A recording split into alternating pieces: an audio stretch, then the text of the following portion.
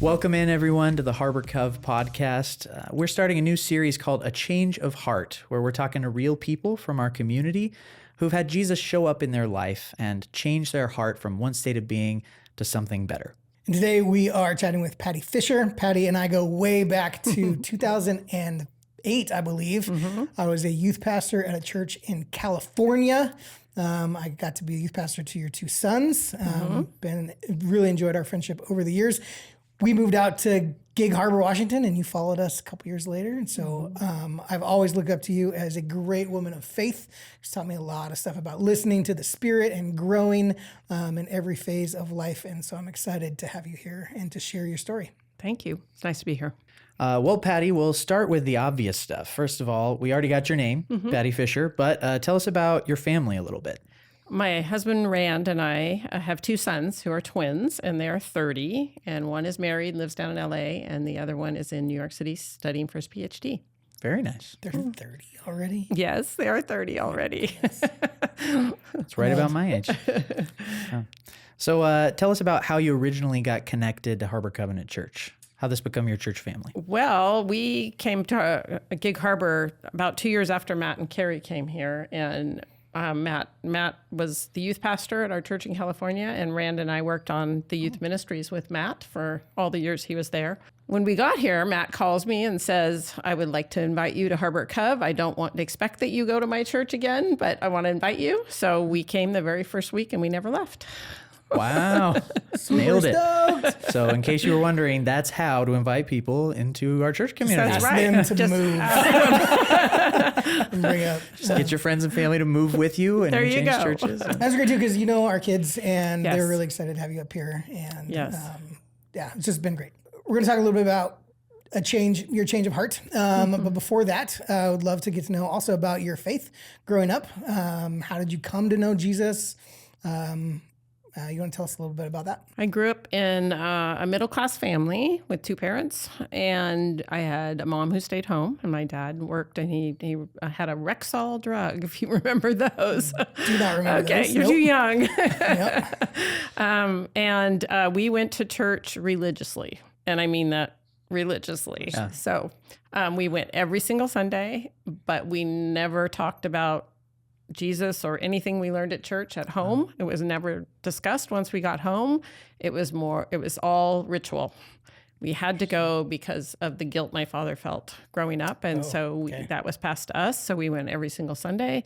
I didn't understand what was going on, but we never talked about it. So I never really understood. And it wasn't until college that I met a girl on my floor that there was something really different about her. She was so kind and she was so joyful. She never talked bad about anyone. She was never mean. And so I asked the quintessential question, what makes you so different? Wow. And she told me about Jesus. And so through getting to know her, I accepted Jesus and I started walking with the Lord since I was 18, so a few years ago. And don't laugh. So I was doing that to my Totally broke. Wait a minute. So I've been walking with the Lord since I was 18. That's cool. I remember telling students all the time, like, yeah, if you're just different, people will notice. And I don't know, in my head, I was like, maybe they notice. They notice. But you're a walking testimony that And people notice. She had the courage to just tell me all about Jesus right when I asked. It was so wonderful because we don't always have that courage either. So praise the Lord for that lady. Yes. Yeah, I could say too, I'm pretty encouraged by that story because the same thing. I'm really impressed when someone says, I actually was led to Jesus by just noticing someone else's difference in their life. Thank you for that. That's a big encouragement. All right, so we know how you came to know Jesus, but your story today that you're going to tell us is a little more specific than that, just a specific thing that happened in your life more recently. So evidently you were going through some sort of time of anxiety, as I understand it. Can you tell us a little bit about what led to that and what that was? To tell that story, I need to go back to my childhood. And I grew up in a family, middle class. My parents took really good care of us, all our physical needs. My mother was a great cook. She was home. She didn't work outside the home. And She taught me to sew and to cook, and and they were good parents, but they didn't take care of us emotionally. And the value in our home was on self-sufficiency and on positive emotions. So negative emotions and neediness were at the least discouraged, but at the most it was punished. And I remember the number one saying in the family with regards to this is, go to your room, don't come back till you put a smile on your face, and you can be a contributing member of the family. So as young as I could remember, I learned to do that. Yeah. I learned to just shove it all down and come back out because I wanted to be with the family. So, we were isolated if we weren't positive and self-sufficient. That's where it really started, was at that place. But what led to the deep anxiety was when I was 5, I was sexually abused by a neighbor who was older than me. And I didn't have any place to go with that because I couldn't have negative emotions, and I couldn't have any needs. So I just kept this huge secret, believing that it was me. I did something terrible. And so this image that I had to keep up, I was fine on the outside, but I wasn't fine on the inside. And so that wrestling of wanting to be with a family, to be good enough to be with a family, but knowing deep down in my heart and a secret that I wasn't good enough because I had done this bad thing. Now I did not. And that's all been taken care of. But as a child, that's what I believed. And so that's where the anxiety started to grow in me, was this tension between wanting to be with a family and seem like I'm okay, and this knowing that I wasn't. Yeah. So that started super young. How did that play out? Adolescence, young adulthood? How did you, when did you start to notice that this was, going to be a problem? And what kind of things did you do to deal with it? The way I dealt with the anxiety and this desire to be okay was really perfectionism. Like, I just was striving to be the best. I was really good in school.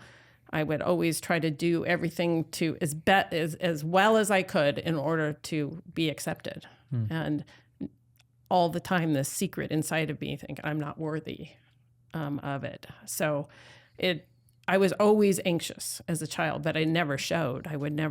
Most people who know me from that time probably wouldn't know that I suffer with anxiety. I'm much more honest about it now. Yeah. But at the time, no one would have known because I hid it. So it was very difficult. I spent my entire childhood into young adulthood extremely anxious all the time, but it never showed because I was high achieving. Yeah. And it sounds like you were anxious, not just because of what happened to you, but like a sense of shame or unworthiness that you were trying to out earn what you felt like was somehow your fault. That's a beautiful way to say it. Out earn. Yeah. And I was working so hard, and my feeling inside was, if you knew, then you wouldn't want me around. Even with God, I was that way. If you knew. Yeah. And, so that it's just this churning, and anxiety, when it's secret, it's like a cancer inside of you. Yeah. So as into young adulthood, actually, it was more closer to 30 when my boys turned 5. Yes. Jeremy's come on now. I was thinking more along the lines of college, but now I'm in my 30s. My boys are 5, and that is the age that I was when I was abused, and my world started falling apart because I looked at them and saw, how could anyone hurt someone that young? How could anyone? It just, and my everything started crumbling. And the anxiety that I had put armor around started seeping out into panic attacks. And I would have these full-blown panic attacks. And if you've never experienced one, it's completely physical. I would end up in bed in the fetal position with the covers over my head, and I was nauseous and headache and shaking and couldn't talk, and nobody could talk to me because you can't be reasoned out of a panic attack. Right. So my husband was so great about it because he would not try to talk me out of it because he just knew it wouldn't happen. So that's when the panic started in. It was about the time the boys were 5. I was going to say, at this point in your life, if I'm tracking correctly, you're already a follower of Jesus. Yes. You've Yes. encountered as an adult this woman in college who showed you Jesus and changed your life. So it's not that you haven't been following Jesus, right? Jesus didn't take away all the pain and anxiety just because you came to know him and became a Christian. So this is further down in your journey. Am I understanding that right? Yes, you are. Yeah, I became a Christian, and I worked really hard to be a good Christian. Yeah. to do it all right, to study hard and I have the gift of teaching. I was a teacher, and so I would teach Bible studies, but all the time inside was this feeling of unworthiness, and I have to hide it from everyone. It almost becomes part of that out-earning situation of now in my Christianity, I'm earning. Yes. Yeah. This isn't really one of the questions that we had, but I'm curious too. So as you look at your 5-year-old boys, and you realize where you came from in terms of your upbringing, what did you want for them? Like, how did that affect your parenting for your boys? Like, did you make changes? Yes. The thing that Randa and I really worked on was being intentional and present with our kids, where my childhood was you have to be self-sufficient and kind of take care of yourself. And my parents provided all the things that we needed, but they were not present in our life where you would have a discussion with them and play with them and, have family night and discuss, movie night and things like that and go to their events. I don't remember my parents ever going to any event that I was in. I just don't remember that. And it's very sad to say, but I don't ever remember my parents saying that I love you. I know they did. Yeah. That is not the issue. I do know they did. They just never said it. So I made a point of making sure my boys knew that I love them. I told them all the time. We were always with them. We had a lot of fun with them, so we did make some good changes. That's awesome. I think now you've told me often, like, hey, anytime your kids have something, invite us. Exactly. Now, knowing a little bit more of that backstory, that means a whole lot. Knowing that you're not even related to us, but you want kids to know that they're loved and that people care about them in their life, and that's great. Was there a turning point? Was there a rock bottom that you hit? Like, what was the moment that started to turn the story around a little bit for you? Well, actually, I was at the church and I was the one in Fremont. In Fremont, yeah, and I was running the pancake breakfast for a fundraiser. Right? Do you remember that? Oh, I totally remember. Yes. So I was in charge of which that. Fun video year was it? Yes. Yeah. So we should cut in this point to like show a video of her sons rapping about pancakes. That's right, pancakes. It's totally cool. Yeah. Pancake wrapping. Yes. So I was in charge of that whole pancake breakfast, which was the fundraiser for the youth trip down, probably to Mexico or something like that. Yep. And I had a full-blown panic attack. Most people didn't know because I got myself out of there, but the pastor's wife found me a wreck, absolutely a wreck, and she brought me into her office so I could calm down. And I am just hyperventilating and crying and sweating. And, it's just horrible, this whole panic attack. She got me calmed down. And she said something that really brought about this change. She said, okay, the first thing I want you to do is I want you to go to the doctor and then you need to get medicine because you can't handle the emotional and spiritual part of what's going on right now when the physical is taking over. Because I was being so overwhelmed by the physical part of the panic attack where you can't reason, you can't hear, you can't, whatever anyone says to you just goes in one ear and out the other. She said, you need to handle the physical before you can handle the spiritual and emotional. So that's what I did. I went to the doctor and I started on medication that was daily medication to kind of help control the anxiety and the panic attacks. And then I got myself a really good counselor and started working on the core of why I was so anxious and the sexual abuse and what was leading into these major panic attacks. And that was the change that brought about the change in my life. So fun fact, if you're like, oh, I prayed for a miracle and Jesus changed everything. Nope. Get your medicine. Yes. Well, and I know that there seems to be a stigma when you're a Christian is that if you need medicine for something, that you're not strong enough. You're not a strong enough Christian. Right. And I want to dispel that. Mm-hmm. It really saved me. It saved me. So I could focus on what God was going to show me about where this was coming from, right, and bring healing in my life. But I couldn't do it when I had all these terrible physical symptoms. Do you think that, when you were experiencing these panic attacks prior to the shift, prior to the big moment where you got the medication you needed and started to progress, did you know at that time where these panic attacks were coming from? Could you have expressed that this was about what happened to you as a child or any of that? Not at all. Yeah. No. It turned out through counseling, it took work, took work with me, with God. I'd spent a lot of time alone with God and trying to work through the levels, the layers of what my counselor and I were working on, and came to that understanding that I believed I was so unworthy. Even God couldn't touch that place. But the other thing that I realized that I was just so shocked at, I had no idea that deep within me, I had a backup reserve of self-sufficiency. It's this little, tiny, paltry source of self-sufficiency, just in case I needed to take care of myself. Even if God couldn't take care of me, I could take care of myself. And it was this deep inside of me that was still there, and I had no idea until the Lord revealed it to me. And as soon as he revealed it to me, I was able to surrender it to him and give it up to him. And that's when healing started to come. So that kind of deep healing, that kind of deep emotional work that you're doing, you've got the medicine that you need so that you can deal with the physical. Yeah. You found the counselor. I'm sure you're figuring some of this out, sort of finding your way through your own story and figuring out where are the pain points that might be causing some of this. But at some point, it sounds like you said God revealed something to you and you were able to surrender it to him. What did that look like? Like in real life, what was happening? How did surrender happen? I feel like. Well, once I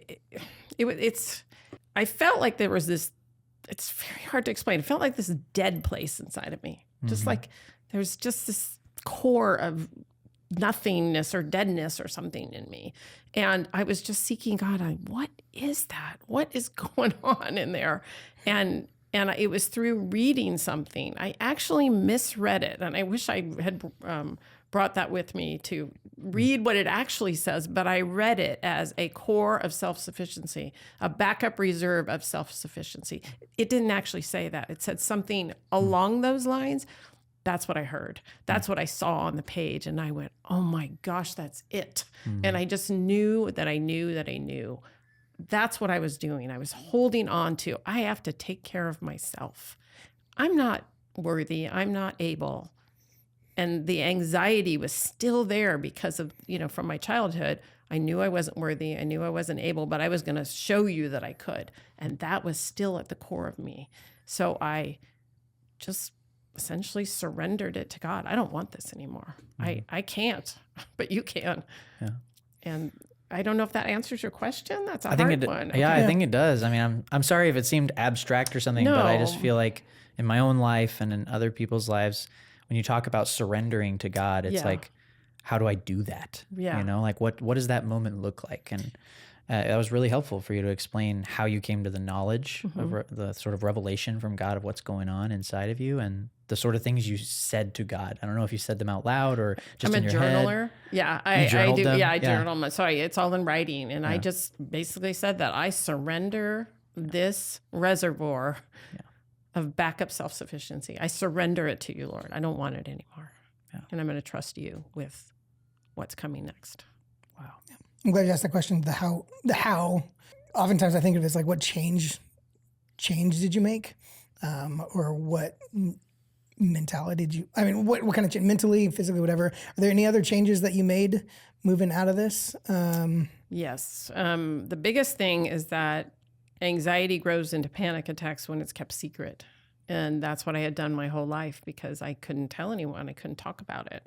And so now what I do when I start to feel anxious, I share it with people. So I usually gather, the first person I share with is my husband, but then I also have a group of friends or people that I know that are strong prayer warriors, and I gather them and say, hey, I'm feeling really anxious about this. Could you pray for me?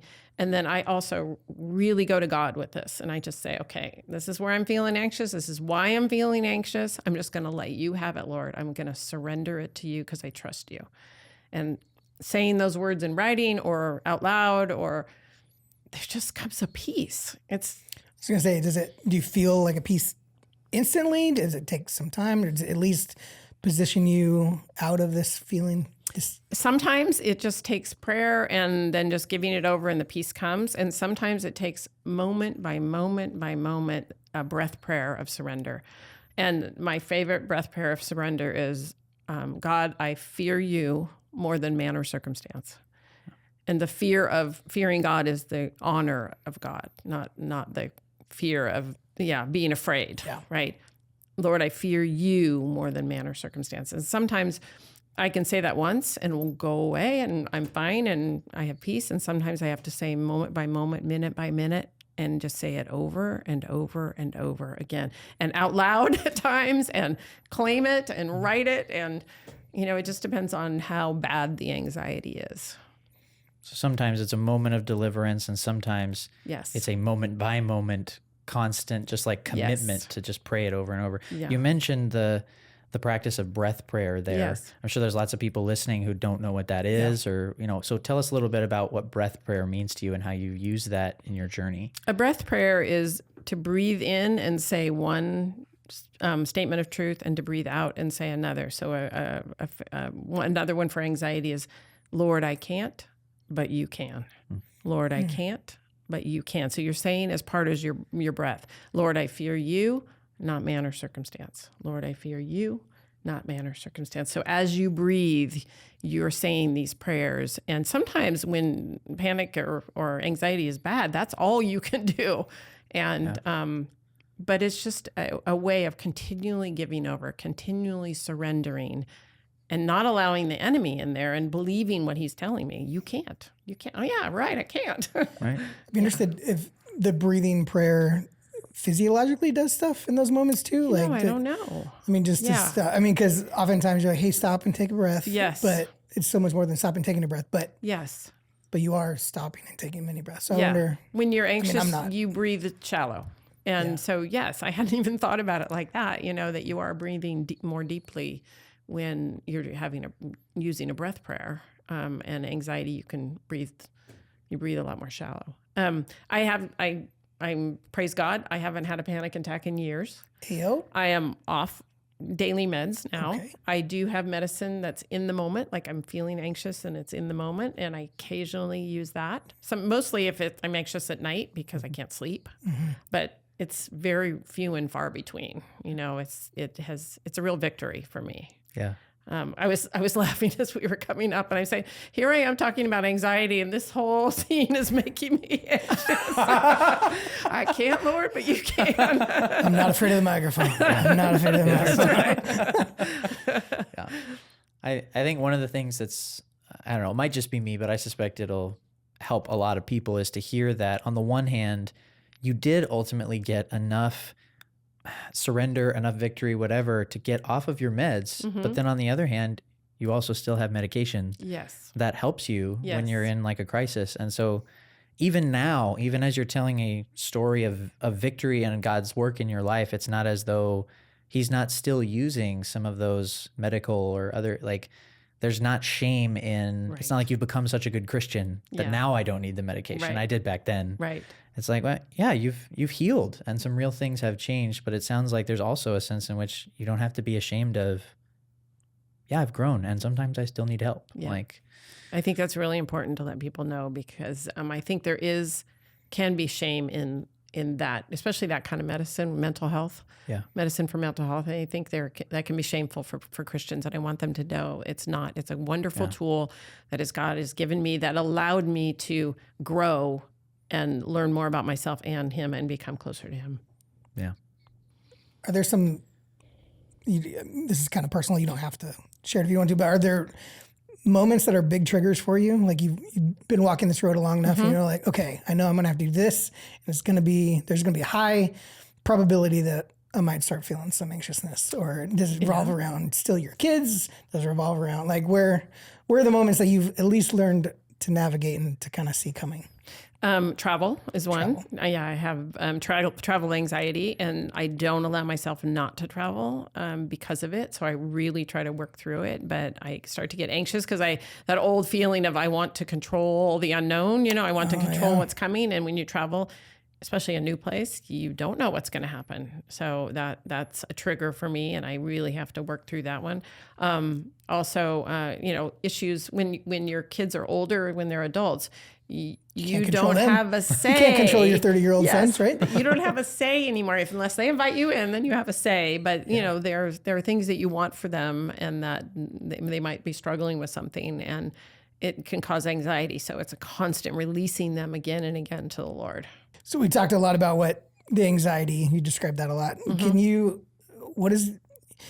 God has changed your heart from anxiety mostly anxious to full of peace. And there's still anxious moments that creep up in there, but until the end when you're made whole. And, but how would you describe the peace that you have now? Like what is, I don't know, if you need to encourage someone, like, let me tell you about the peace that I have. It's whole, it's healing, it draws me closer to God, even though I'm drawing closer to Him in anxiety. But there's just a sense of being able just to sit with Him and feel this safety. And a sense of that He wants to know. Where my parents didn't want to know, God wants to know. He wants me to tell Him what I'm anxious about or what I'm concerned about. And that was a new thing for me to share those kind of things. So the peace that comes with sharing with God and Him letting me know that He's got this, it might not be my answer, but He's got this. And so that wholeness and safety and just sense of belonging. So is there any bits of advice you'd have for people or anything you want people to know from your story, or you want to encourage folks listening or watching to this about if they're going through the same stuff? If you're a person that suffers from anxiety that's strong, like into panic attacks, really think about going to your doctor and getting help, first of all. And then don't stop there.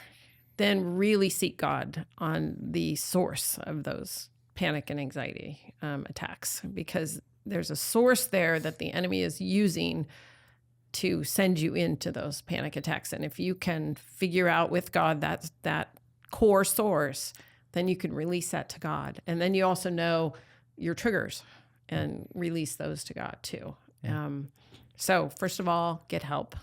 And if it's something serious like my childhood, then you might need to get professional counseling help, which I encourage you to do. It was really a lifesaver for me. Yeah.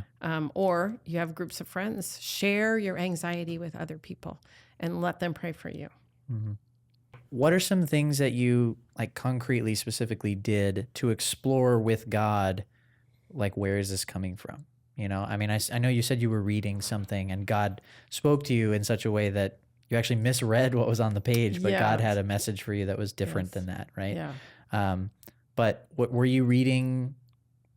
Was that a moment where you were trying to figure things out, or were you just reading a book and He just sort of broke in? Or usually what would happen is I would work on something with my counselor and we would get to a topic, because you can only do a layer at a time when you're dealing with this kind of stuff. And so we'd get to a topic and then I would go home. You're only with your counselor 1 hour a week. You have to do a lot of work by yourself and not by yourself, with God alone. Yeah. And so that's what I would do, is that every morning I would have my personal quiet time with God, and I would go after whatever we had discussed in counseling and do research on the internet or get a book or really seek God on that particular topic to peel back that layer. And then we'd get to the next layer the next week, and then I would work on that layer, and then the next week that layer. So it's not, when you go to a counselor, it's only 1 hour a week, but you have to do more work. Yeah, you got to put in the work after that. And the time I spent with God in the morning is really, I've journal after journal after journal, because I do all of my praying in writing. I can't my mind can't go off to a laundry list of all kinds of stuff because I'm writing. Do you keep all your journals? Yeah. Okay. Yeah. And which I have 30 of them or something like that. It's been a bookshelf. It's been a long haul. Yeah. But that's the best way for me. Yeah. Other people don't do that. It's however you just do you, and however you pray, that's the right way for you to pray, and that's the way I do it. I have these conversations in writing with God, and that study, seeking out help on. There's so many resources out there for sexual abuse, for anxiety, for codependency, for whatever it is. There's so many resources out there to help you.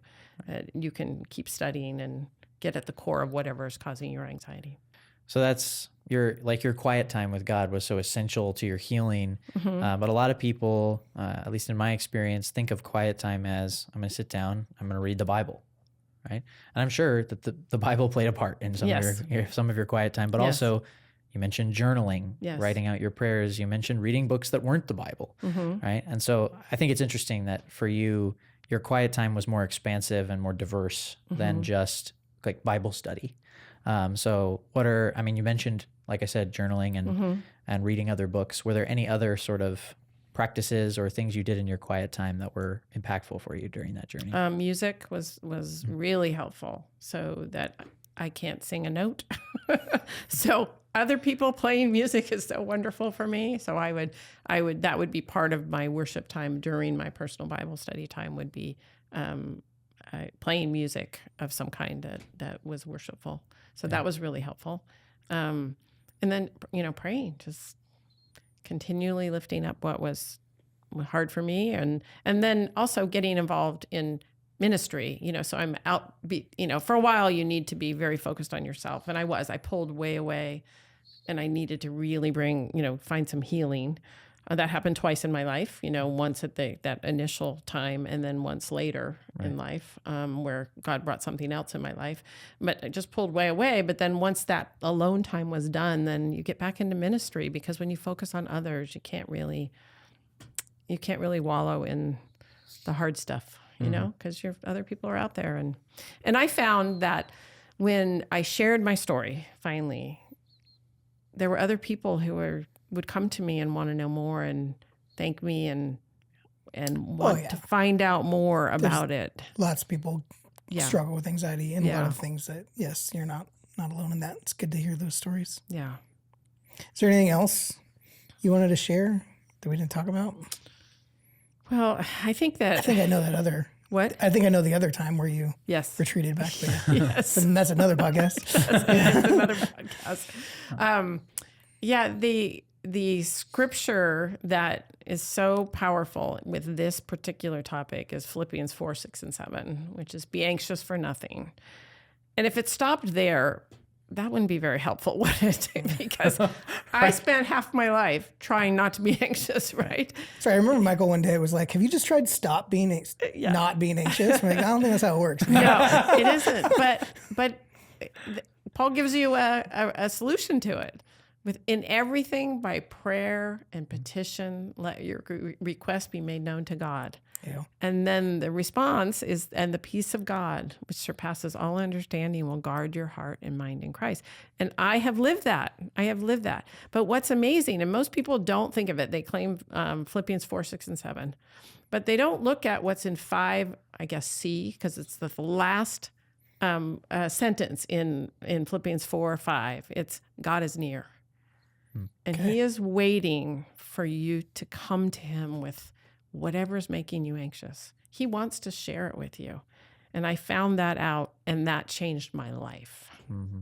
Well, thank you so much, Pattie. I mean, genuinely, your story means a lot to me. There were at least 3 or 4 different moments in there where I'm like, oh my gosh, I'm going to be thinking about that genuinely for weeks. I mean, you seem like you have a lot of experience and insight to share, so really appreciate you. Thank you. You're so welcome. Something I hope that we can maybe all take away from this is sometimes it's easy to read verses in the Bible like, don't be anxious about anything, and it can just cause even more shame. Like, I'm anxious, that's a bad thing. I'm not a good enough Christian or whatever. And I think more than anything, what Pattie's story is teaching me is that it's important to recognize that God's voice doesn't sound like shame. No. When he is speaking to you through scripture, when he is speaking to you in any way, shape, or form, understand that his desire is for you to bring your real self, your whole self, and you don't have to put on a face. You don't have to come out of your room only when you're ready to be happy. But he wants to be near to you in those moments when you are not. So thank you for joining us for this first podcast of our series on a change of heart. And thank you again, You're welcome. Pattie. Thank you, Pattie. It's a pleasure to be here.